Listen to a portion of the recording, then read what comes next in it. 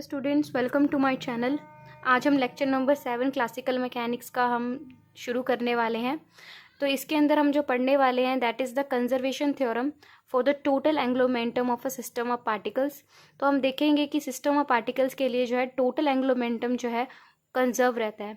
तो अभी तक हमने अपने प्रीवियस लेक्चर के अंदर जो है टोटल एंगुलर मोमेंटम हमने देखा था, सिंगल पार्टिकल का क्या था, कंजर्व रहा था।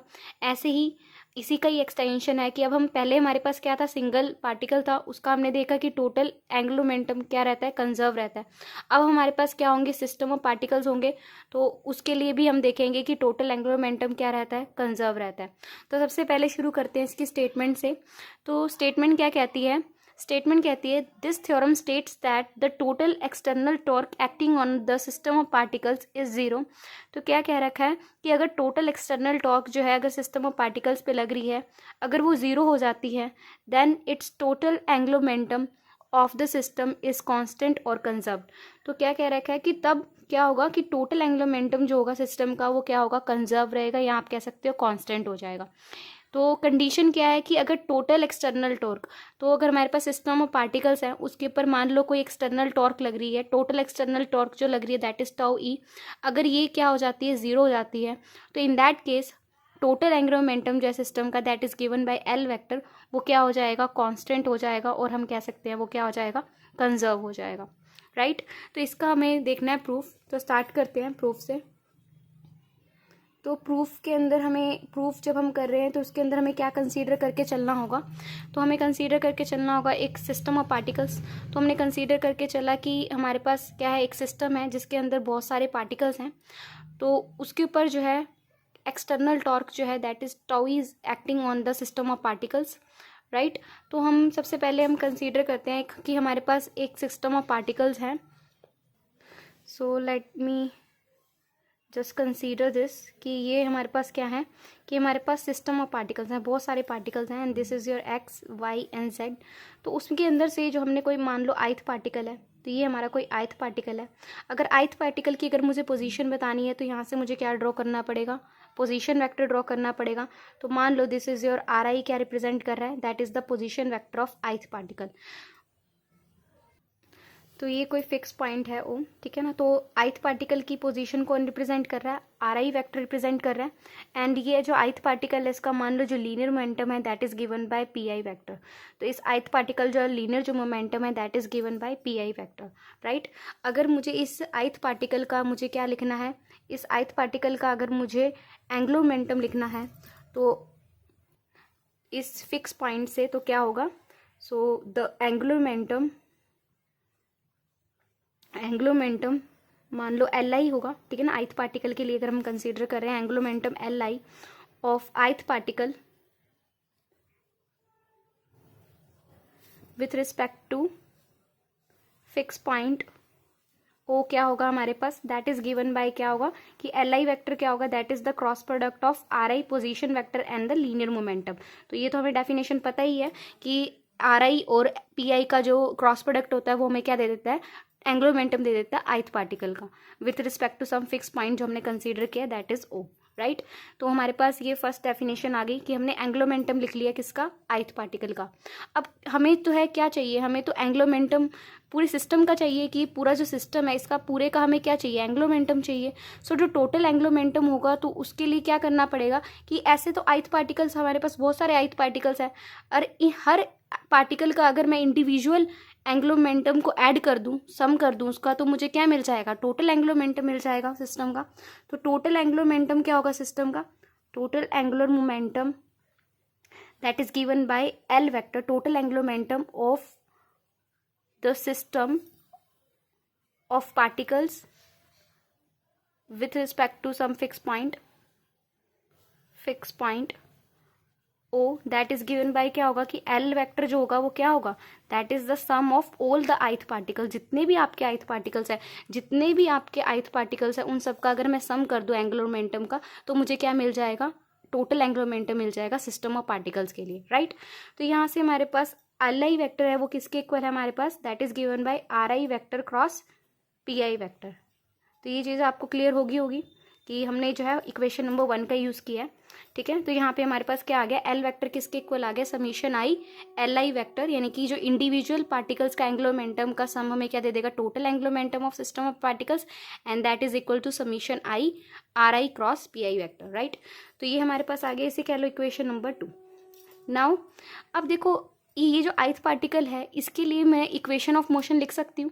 तो इक्वेशन ऑफ मोशन जो है ith पार्टिकल के लिए क्या होगी, so equation of motion ith particle के लिए क्या होगी कि आपको पता है ith पार्टिकल के ऊपर जो है जो टोटल फोर्स लग रही है दैट इज ऑफ 2 टाइप्स, है ना, 2 तरह की फोर्सेस लग रही है ith पार्टिकल के ऊपर। एक फोर्स कौन सी लग रही है, एक फोर्स लग रही है इंटरनल फोर्स, और एक फोर्स आपको पता है कौन सी लग रही है, that is the external force, ठीक है ना। तो अगर मुझे इक्वेशन ऑफ मोशन लिखनी है दैट इज बेसिकली क्या है, न्यूटन सेकेंड लो, तो वो क्या होगा, टोटल जो फोर्स एक्ट कर रही है ith पार्टिकल पे that is equals to the rate of change of linear momentum of ith particle, right. तो टोटल फोर्स कौन सी है, that is the sum of internal force plus external force. और internal forces कब लगती हैं कि ith पार्टिकल के ऊपर जो है जितने भी पार्टिकल्स प्रेजेंट है उसकी वजह से जो फोर्स लग रही है that is your internal force. And external force क्या है, अगर कोई ये जो सिस्टम है इसके बाहर जो फोर्स लग रही है, बाहर से अगर कोई फोर्स ith पार्टिकल के ऊपर लग रही है तो वो कौन सी फोर्सेज आपकी, एक्सटर्नल फोर्सेज है। तो यहाँ पे अगर मैं लिखूँ तो हमारे पास क्या आ जाएगा, summation j equals to 1 to n, ठीक है, और j is not equals to i, यानी कि j i के इक्वल नहीं होगा। तो यहाँ पे क्या आ जाएगा हमारे पास F J I vector plus ये तो क्या होगी हमारे पास इंटरनल फोर्सेस, और मैंने आपको बताया था i और j जो है इक्वल नहीं हो सकते क्योंकि एक पार्टिकल खुद के ऊपर जो फोर्स नहीं लगा सकता, राइट। प्लस हमारे पास क्या होगी एक्सटर्नल फोर्स, एक्सटर्नल फोर्स क्या होगी एफ ई एक्सटर्नल, राइट।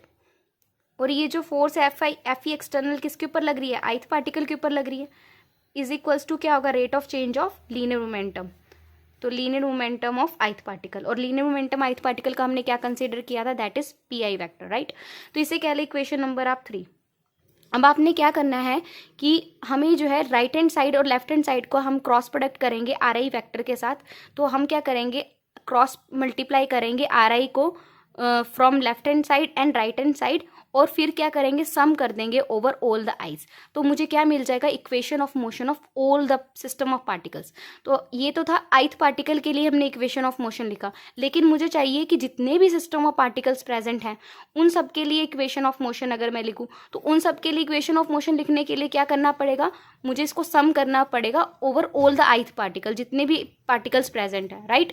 और उसके बाद क्या करना है, मुझे एक स्टेप मैंने और ऐड किया है कि आपको क्या करना है, सबसे पहले क्या करोगे, आप आर आई का क्रॉस प्रोडक्ट करोगे राइट हैंड साइड भी और लेफ्ट हैंड साइड भी, ठीक है ना। पहले तो आर आई का क्रॉस मल्टीप्लाई करेंगे इन दोनों साइड पे, फिर क्या कर देंगे, summing over all the ith particles, right.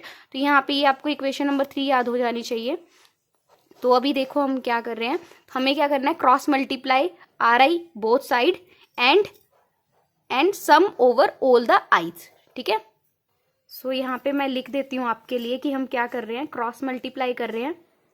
पहले तो हम क्या करेंगे, cross multiply R I vector both side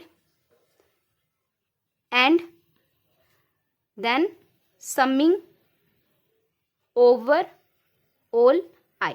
तो जितने भी आई हैं उनके ऊपर हम क्या कर देंगे, उसका हम सम कर लेंगे, राइट। पहले आर आई के साथ क्रॉस प्रोडक्ट करोगे तो आर आई क्रॉस दिस करोगे और सम ओवर ऑल द आईज करोगे। तो इसको इस तरह से मैं लिख रही हूँ कि ये क्या हो जाएगा, आई जे, और यहाँ पे कंडीशन क्या रहती है, जे is not equals to I, ये तो रहेगी राइट। और यहाँ पे क्या हो जाएगा, आर आई वैक्टर का क्रॉस प्रोडक्ट होगा किसके साथ, एफ जे आई के साथ, प्लस फिर क्या करना है, आर आई का क्रॉस प्रोडक्ट किसके साथ करेंगे, एफ आई एक्सटर्नल के साथ, और summing over all the I, right, is equals to, यहाँ पे भी क्या होगा, सेम वही चीज कि पहले हम क्या करेंगे, आर आई का क्रॉस प्रोडक्ट करेंगे इसके साथ और summing over all the I. तो आर आई का क्रॉस प्रोडक्ट करोगे डीपी आई वेक्टर बाय में dt and then sum over all the I. So यहाँ पे समीशन आई जे क्या रिप्रेजेंट कर रहा है, मैं पहले लिख देती हूँ कि summation I J stands for, किसके स्टैंड कर रहा है कि समीशन आई और summation J equals to 1 to n and i is not equals to j, right. इनका इसको मैंने एक ही लिख लिया है, that is summation I J. तो ये आपको स्टेप क्लियर हो जाना चाहिए। पहले आपको आर आई का क्रॉस प्रोडक्ट करना है दोनों side and then sum over all the I's, ठीक है। तो यहाँ तक आपको क्लियर हो गया होगा, यहाँ तक इसे कह लो इक्वेशन नंबर 4। तो मुझे नहीं लगता आपको यहाँ तक कोई भी दिक्कत आई होगी डेरिवेशन में। तो आगे चलते हैं। नाउ फ्रॉम इक्वेशन नंबर 2 आपने क्या करना है, टेकिंग डेरिवेटिव बोथ साइड। सो डेरिवेटिव बोथ साइड करेंगे तो यहाँ पे क्या आ जाएगा, डीएल बाय में डी टी, और यहाँ पे क्या आ जाएगा, डी बाय में डी टी और summation I R I cross P I vector, right. तो मैं यहाँ पे लिख रही हूँ अब। सो इक्वेशन नंबर 2 को मैंने क्या किया, टेकिंग डेरिवेटिव बोथ साइड, तो क्या आ जाएगा, डीएल बाय में D T that is equals to D by में D T of what, summation I R I vector cross P I vector, right. यहाँ तक कोई प्रॉब्लम नहीं आई होगी आपको ये चीज़ समझने में, टेकिंग डेरिवेटिव बोथ साइड, ठीक है ना। अब ये जो समीशन है इसको आप बाहर लेके आ सकते हो, तो समीशन को आप बाहर लिख लो। तो that is summing over D by में D T of R I vector cross P I vector. So R I vector cross P I vector, right. अब देखो यहाँ पे ये जो डेरिवेटिव है इसके ऊपर अप्लाई होगा, तो this is your first function and this is your second function. तो क्या होगा कि first function as it is, first function as it is second का derivative plus second as it is first का डेरिवेटिव। तो ये तो आपको पता ही है, नॉर्मल रूल्स हैं, ठीक है ना। तो हमारे पास क्या आ जाएगा यहाँ से, सो यहाँ से हमारे पास आ जाएगा, सो यहाँ से हमारे पास आ गया डी बाय में, पहले आप R I vector as it is रख लो, ठीक है ना, cross multiply D P I by में डी टी, इसके ऊपर अप्लाई कर दिया, प्लस क्या होगा हमारे पास कि हमारे पास क्या होगा कि हमने अब पी आई को एज इट इज रखना है, पर डेरिवेटिव किसका होगा, आर आई का, ठीक है। तो मैंने आपको पहले ही भी बताया था कि जो हमारा क्रॉस प्रोडक्ट होता है वो नॉन कम्यूटेटिव होता है, तो आप R I cross D P आई ये नहीं कर सकते कि पी आई पहले लिख लिया फिर आर आई लिख लिया, ठीक है ना। सो यहाँ पे हमारे पास क्या आ जाएगा, summation I R I cross D P I by में डी टी प्लस में आर डी बाय में D T of R I vector cross P I vector, right. तो यहाँ से हमारे पास समीशन आई, ये तो एज इट इज रख लो, R I vector cross D P I vector by में D T as it is ही रख लो, बट यहाँ पे हमारे पास क्या है, डी बाय में D T of R I, और पोजीशन वेक्टर का रेट ऑफ चेंज हमें क्या दे देता है, वेलोसिटी ऑफ ith पार्टिकल। तो ये हमें क्या दे देगा, velocity of ith particle, right. और आपको पता है मोमेंटम क्या होता है, that is basically mass into velocity. Momentum क्या होता है, मास इनटू वेलोसिटी। तो यहाँ से हमारे पास दो वेक्टर्स क्या हो गए, पैरेलल हो गए, और दो वेक्टर्स का अगर पैरेलल है तो उनका क्रॉस प्रोडक्ट क्या हो जाएगा, 0 हो जाएगा, राइट। तो ये हमारे पास क्या आ गया कि समीशन आई, तो ये वाली टर्म तो हमारी क्या हो जाएगी, 0 हो जाएगी, सिर्फ ये वाली टर्म बचेगी। तो क्या आ जाएगा, summation I R I cross D P I vector by में डी टी। तो हमारे पास डी एल बाय में डी टी क्या निकल के आ गया हमारे पास, तो डी एल बाय में डी टी निकल के आ गया summation I R I vector cross D P I by में डी टी। तो इसे कह लो इक्वेशन नंबर 5, ठीक है। तो हमारे पास इक्वेशन नंबर 5 क्या आ गई कि डी एल बाय में D T is equals to summation I R I vector cross D P I vector by में डी टी। अब यहाँ पे हमारे पास जो इक्वेशन नंबर 4 थी, तो इक्वेशन नंबर 4 देखो यहाँ पे हमारे पास क्या थी कि R I cross D P I by में डी टी जो है ये किसके इक्वल है, इसका समीशन आई ये किसके इक्वल है, इस पूरी टर्म के इक्वल है ना। तो यहाँ से हमारे पास क्या आ गया, और ये किसके इक्वल है, डी एल बाय में डी टी के इक्वल है। तो अगर हम कंपेयर करेंगे इक्वेशन नंबर 4 एंड 5 को, तो कंपेयर करोगे इक्वेशन 4 एंड 5, तो हमारे पास क्या आ जाएगा 4 एंड 5 से कि summation I R I cross D P I by में D T is equals to D L by में डी टी। तो आप क्या कर दोगे, इसकी वैल्यू जो है डी एल बाय में डी टी पुट कर दोगे, और ये टर्म इसके इक्वल है, राइट। तो हमारे पास क्या आ जाएगा कि डी एल बाय में D T is nothing but equals to क्या कि जो फोर्स हमारे पास है, I is not equals to J and J is not equals to I, ये तो रहेगी condition I J, summation I J, J is not equals to I, और यहाँ पे क्या था हमारे पास एफ जे आई, पहले तो आर आई का क्रॉस प्रोडक्ट था ना, are I cross F J I plus summation I F E external, ठीक है ना, F I E external. So clear हो गया होगा। इसको मैं थोड़ा सा एक सेकेंड, यहाँ पे आर आई का क्रॉस प्रोडक्ट भी था, मैं इसको थोड़ा सा अच्छे से लिख देती हूँ आपको क्लियर के लिए कि डी एल बाय में D T is equals to summation I J, J is not equals to I R I cross F J I vector plus summation I R I vector cross F E external I, ठीक है। तो ये हमारे पास थी term, तो ये कह लो, इसे इक्वेशन नंबर आप कह लो इक्वेशन नंबर 6, राइट। तो हमने देखा कि dl बाय में dt इस टर्म के इक्वल आ गया, राइट। अब यहाँ से हमारे पास क्या है कि आपको पता है जो इंटरनल फोर्सेस होती हैं वो कंट्रीब्यूट नहीं करती हैं, कि उनका जो कंट्रीब्यूशन होता है इंटरनल फोर्सेस का वो क्या होता है, ज़ीरो होता है। तो हमने ये चीज़ पहले भी देखी थी कि इंटरनल फोर्सेस जो है उनकी वजह से जो है कोई चेंज नहीं आता है एंगुलर मोमेंटम में, यानी कि एंगुलर मोमेंटम की डिपेंडेंसी जो है आपकी इंटरनल फोर्सेस के ऊपर डिपेंड नहीं करती है। तो यही हम जो है दोबारा से प्रूव करेंगे। तो छोटा सा डेरिवेशन इसी का भी होगा कि हम देखेंगे ये वाली जो टर्म है that is equals to zero, यानी कि जो इंटरनल टॉर्क है, यानी कि सिस्टम ऑफ पार्टिकल्स की वजह से जो टॉर्क लग रहा है वो क्या है आपका ज़ीरो हो जाएगा। क्योंकि आपको पता है आर क्रॉस एफ यानी कि पोजीशन वेक्टर और फोर्सेस का जो क्रॉस प्रोडक्ट होता है वो हमें क्या दे देता है, टॉर्क दे देता है, राइट। तो हम देखेंगे कि इंटरनल फोर्सेस की वजह से जो कॉन्ट्रीब्यूशन है that is equals to zero. तो ये जो हमारे पास टर्म है कि समीशन आई जे और J is not equals to I, R I cross product किसके साथ है इसका, एफ जे आई के साथ है ना, राइट, इज इक्वल्स टू, मैं इसको इस तरह से भी लिख सकती हूँ, समीशन आई जे और I is not equals to J R J vector cross F I J vector, कोई फर्क नहीं पड़ेगा, ठीक है ना, क्योंकि आई और जे यहाँ पे क्या है, डमी वेरिएबल्स हैं। सो चाहे आप ये प्रूफ कर लो, चाहे आप इस तरह से लिख लो, चाहे आप इस तरह से लिख लो, दोनों एक ही बात है। आई जे क्या है आपके डमी वेरिएबल्स हैं, ठीक है। तो आप डमी वेरिएबल्स क्या होते हैं, इनको आप इंटरचेंज कर लो, कोई फर्क नहीं पड़ेगा, राइट। तो ये टर्म को आप इस तरह से भी लिख सकते हो। अब हम देखेंगे कि ये वाली टर्म किसके इक्वल है, इसके इक्वल है। इसे आप इक्वेशन नंबर 7 कह लो। तो this is your equation number 7। अब हम जो है ये जो 7 इक्वेशन है इसको और थोड़े डिफरेंट वे में हम लिखेंगे, इसको थोड़ा इसकी और अच्छी से रिप्रेजेंटेशन हम कैसे कर सकते हैं वो देखो। सो ये दोनों टर्म्स इक्वल है, ये टर्म जो है ये टर्म इक्वल है, और ये किसके इक्वल है, इसको मैं इस तरह से लिख रही हूँ, देखो इन दोनों टर्म्स को मैं इस तरह से लिख रही हूँ, summation I J I not equals to J not equals to J. अब मैंने यहाँ पे क्या किया है, मैंने इसको डिवाइड कर दिया 1/2 से, summation are I cross F J I vector plus R J cross F I J vector, right. मैं इस तरह से लिख रही हूँ क्योंकि मैंने देखो मैं are I cross F J I vector है आपके पास, ठीक है ना, और are I R J plus F J I vector, मैंने क्या करा कि आपको पता है कि इस जो इनका जो सम होगा ना, इसके अंदर ऐसी टर्म्स भी आएंगी कि जो R1 क्रॉस F11 होगा यानी F12 होगा, और क्या होगा R2 क्रॉस F21 होगा, बात तो एक ही है।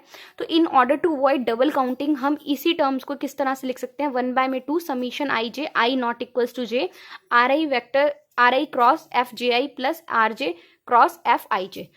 तो इस तरह से हम इसको लिख सकते हैं। तो मैंने यहाँ पे आपको एक चीज़ बताई थी कि हम इंटरनल फोर्सेस इस तरह से चूज करते हैं कि ये इनका मैग्नीट्यूड तो क्या रहता है, सेम रहता है, बट इनका मैग्नीट्यूड तो सेम रहेगा बट इनकी जो डायरेक्शन होती है वो अपोजिट होती है। और हमने आपको ये भी बताया था कि F J I is nothing but minus of F I J. तो माइनस का साइन क्या रिप्रेजेंट कर रहा है कि इनकी जो डायरेक्शन है वो क्या है, अपोजिट होती है। तो इंटरनल फोर्सेस हम इस तरह से चूज करते हैं कि इनका मैग्नीट्यूड तो सेम रहता है पर डायरेक्शन क्या रहती है, अपोजिट रहती है।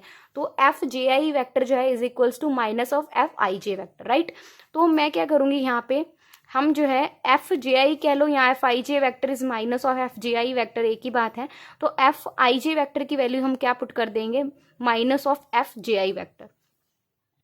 सो यहाँ पे हमारे पास क्या आ जाएगा, 1/2 summation I J I is not equals to J. तो R I vector cross F J I vector तो हमारे पास है ही है, हम यहाँ पे क्या करने वाले हैं, minus R J vector cross F I J vector F J I vector. तो कोई दिक्कत नहीं है, मैंने क्या किया है कि इनकी जो डायरेक्शंस तो सेम है, सॉरी मैग्नीट्यूड तो सेम है पर डायरेक्शन क्या है, अपोजिट है, यानी कि F J I vector is nothing but minus of F I J vector या F I J vector is minus of F J I vector. तो मैंने एफ आई जे वैक्टर की वैल्यू क्या पुट कर दी, minus of F J I vector, ठीक है। अब यहाँ से हमारे पास क्या आ जाएगा, एफ जे आई वैक्टर दोनों में से कॉमन आ जाएगा, ठीक है। तो यहाँ पे हमारे पास क्या आ जाएगा कि ये वाली जो सारी टर्म जो चल रही थी वो किसके इक्वल थी, डी एल बाय में डी टी के इक्वल थी। तो ये चीज़ आपको रिमेंबर रखनी है कि ये किसके इक्वल है, डी एल बाय में डी टी, क्योंकि डी एल सॉरी ये जो है आपके टर्म जो है इक्वल है, that is equals to summation I J I not equals to J R I vector cross F J I vector, ठीक है, ये इसके इक्वल है आपकी। ये वाली जो टर्म्स चल रही हैं हमने इसी को तो मॉडिफाई किया, ये इसके इक्वल है, और ये इसको इसी इक्वेशन को मैंने इस तरह से लिख लिया 7 को, और ये जो है हमारे पास क्या आ गया यहाँ पे कि एफ जी आई वैक्टर आप कॉमन ले लोगे तो क्या आ जाएगा R I minus R J vector.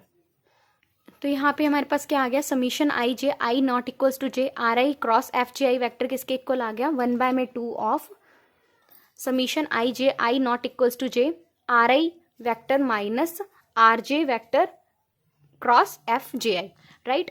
तो यहाँ पे हमारे पास क्या है, अगर मान लो कि मेरे पास ये जो सिस्टम ऑफ पार्टिकल्स हैं, ठीक है, ये हमारे पास सिस्टम ऑफ पार्टिकल्स हैं, this is my X Y and Z. तो सिस्टम ऑफ पार्टिकल्स में से जो है कोई यहाँ पे एक पार्टिकल है जिसको मैंने क्या नाम दिया था आइथ पार्टिकल। तो यहाँ पे मेरे पास क्या है एक जेथ पार्टिकल है, ठीक है, एक सेकंड पार्टिकल को मैंने नाम दे दिया जेथ पार्टिकल।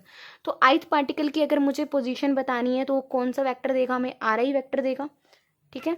और ऐसी जेथ पार्टिकल की पोजीशन बतानी है तो वो कौन सा वेक्टर देगा, आपका आर जे वैक्टर देगा। और इन दोनों की जो सेपरेशन है, इन दोनों की जो सेपरेशन है that is given by what vector, R I J vector, right. तो इन दोनों की जो सेपरेशन है that is given by R I J vector.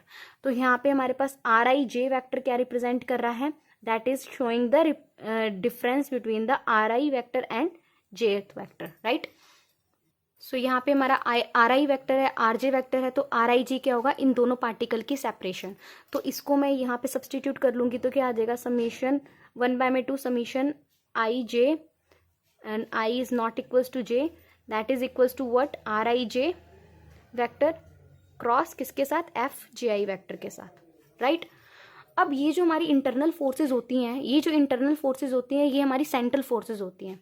तो इसका मतलब क्या होता है कि ये जो हम 2 पॉइंट्स कंसीडर करके चल रहे हैं, या फिर आप ये कह सकते हो कि ये जो लाइन ज्वाइनिंग दिस 2 पॉइंट्स जो है ये क्या है, हमारे पास ये 2 वेक्टर्स को ज्वाइन करने वाली जो लाइन है वो कैसी है, कोलिनियर है। या आप ये कह सकते हो कि ये जो दोनों 2 पॉइंट्स जो हमें लग रहे थे कि आइथ पार्टिकल है जेथ पार्टिकल है, 2 अलग अलग पॉइंट्स हमें लग रहे थे, वो एक ही पॉइंट के ऊपर लाई कर रहा है। तो 2 पॉइंट्स जो है वो क्या है, 2 पार्टिकल्स एक ही पोजीशन या एक ही पॉइंट के ऊपर लाई कर रहे हैं। तो इस केस में हमारे पास क्या हो जाएगा, ये जो 2 वेक्टर्स हैं ये कोलिनियर वेक्टर्स होंगे, और कोलिनियर वेक्टर्स का आप क्रॉस प्रोडक्ट करोगे तो वो क्या हो जाता है, 0 हो जाता है। तो हमारे पास ये जो आप ये कह सकते हैं कि ये जो फोर्सेज हैं, ये फोर्सेज जो हैं इंटरनल फोर्सेस कैसी हैं, are central forces. Central forces का मतलब यहाँ पे क्या है कि ये जो दोनों जो है आर आई, ये जो आर आई वैक्टर है, आर आई जे वैक्टर है, एफ जी आई वैक्टर है, ये कैसे हैं, कोलिनियर वैक्टर्स हैं। और कोलिनियर वैक्टर्स के होने की वजह से क्या होगा, इनका क्रॉस प्रोडक्ट जो होगा ना, इनका क्रॉस प्रोडक्ट वो क्या हो जाएगा, 0 हो जाएगा, ठीक है। तो 2 कोलिनियर वेक्टर्स का क्रॉस प्रोडक्ट क्या होता है, 0 हो जाता है। तो यानी कि हमारे पास क्या आ जाएगा, इक्वेशन नंबर इसे कह लो आप 8 इक्वेशन कह लो इसे आप। तो यहाँ से हमारे पास क्या आ जाएगा कि ये जो 8th इक्वेशन है ये क्या हो जाएगा, summation I J I is not equal to J R I cross F J I, ये हमारे पास 0 हो गया तो ये वैल्यू क्या आ जाएगी, 0 आ जाएगी। तो यानी कि summation I J I not equal to J R I cross F J I vector का जो हमारे पास क्रॉस प्रोडक्ट निकल के आया वो क्या निकल के आया है, 0 निकल के आया। तो अब आपको इक्वेशन नंबर, मैंने जो हमारे पास इक्वेशन नंबर जो थी लास्ट में, तो इक्वेशन नंबर अगर आप देखो 6th, तो यहाँ पे ये जो इक्वेशन नंबर 6 है उसमें मैंने आपको बताया कि जो इंटरनल फोर्सेस हैं इसकी वजह से जो कंट्रीब्यूशन है वो क्या आ गया, हमारे पास 0 आ गया। तो डी एल बाय में डी टी वैक्टर किसके इक्वल आ गया, सिर्फ summation I R I vector cross F I E external vector, right, इसके इक्वल आ गया। तो हमारे पास डी एल बाय में डी टी सिंपल किसके इक्वल आ गया हमारे पास, that is 0 plus summation I R I cross F I E external, right. तो यहाँ पे हमारे पास ये किसके इक्वल है, तो ये जो है बेसिकली क्या रिप्रेजेंट कर रहा है कि ये रिप्रेजेंट कर रहा है कि जितने भी आप पार्टिकल्स हैं उनके ऊपर टोटल जो एक्सटर्नल फोर्स, एक्सटर्नल टॉर्क लग रही है। क्योंकि आर आई क्रॉस एफ आई का क्रॉस प्रोडक्ट हमें क्या दे देता है, that will give us the torque, external torque acting on the ith particle. लेकिन जितने भी पार्टिकल्स हैं अगर उन सब का टॉर्क का अगर मैं सम कर लूँ तो मुझे क्या मिल जाएगा, टोटल एक्सटर्नल टॉर्क मिल जाएगा। तो यहाँ पे summation I R I cross F I E external क्या रिप्रेजेंट कर रहा है, that is representing the total external torque acting on the system of particles. So यहाँ पे डी एल बाय में डी टी किसके इक्वल आ गया, that is equals to tau E external, यानी कि total external torque acting on the system of particle. तो इसे क्या है इक्वेशन नंबर 9। अब हमारे पास कंजर्वेशन थ्योरम क्या कहती थी कि अगर मैं यहाँ पे कंसीडर करूँ कि एफ टाउ ई एक्सटर्नल यानी कि टोटल एक्सटर्नल टॉर्क जो लग रही है सिस्टम ऑफ पार्टिकल पे, अगर वो ज़ीरो है सो तो क्या होगा, डी एल बाय में डी टी भी क्या हो जाएगा, ज़ीरो के इक्वल आ जाएगा। और अगर हम इसको इंटीग्रेट करेंगे तो हमारे पास क्या आ जाएगा, एल वेक्टर किसके इक्वल आ जाएगा, कांस्टेंट के इक्वल आ जाएगा। तो हमें यही प्रूफ करना था कि अगर एक्सटर्नल टॉर्क जो सिस्टम ऑफ पार्टिकल्स पे लग रही है अगर वो जीरो है तो इन दैट केस जो टोटल एंगुलर मोमेंटम जो है that is acting on the system of particle that comes out to be zero, that comes out to be constant. तो ये हमारे पास क्या था, conservation theorem for total angular momentum of system of particles. तो अगर आपको मेरी वीडियो अच्छी लगी है तो लाइक कर देना, सब्सक्राइब कर देना और शेयर कर देना। और मुझे कमेंट करके बताओ अगर आपको एमएससी फिजिक्स के लेक्चर्स की, अगर आप चाहते हो कि मैं एमएससी फिजिक्स के लेक्चर अपलोड करूं तो मुझे वो कमेंट करके आप ज़रूर बताना। तो अभी के लिए इतना ही, थैंक यू सो मच।